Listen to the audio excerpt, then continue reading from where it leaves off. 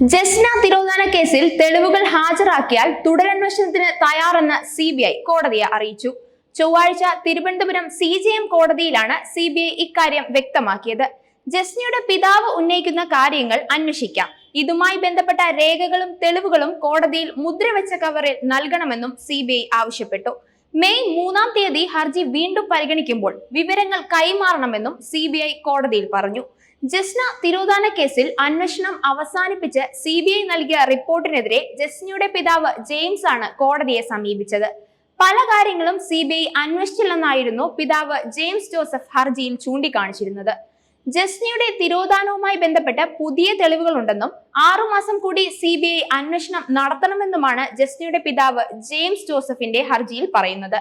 ജസ്നയെ കണ്ടെത്താനായില്ലെന്നും മരിച്ചോ എന്നതിന് തെളിവുകൾ ലഭിച്ചിട്ടില്ലെന്നും വ്യക്തമാക്കിയാണ് അന്വേഷണം അവസാനിപ്പിക്കാൻ CBI നേരത്തെ കോടതിയെ സമീപിച്ചത്.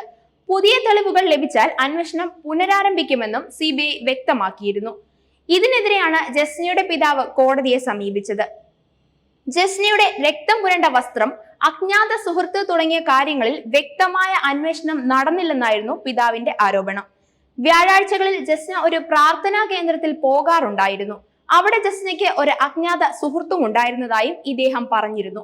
ജസ്ന വീട്ടിൽ നിന്നും പോകുന്നതിന് ദിവസങ്ങൾക്ക് മുമ്പ് രക്തസ്രാവം ഉണ്ടായെന്നും ഇതിന്റെ കാരണങ്ങൾ CBI പരിശോധിച്ചില്ലെന്നും പിതാവ് ആരോപിച്ചിരുന്നു.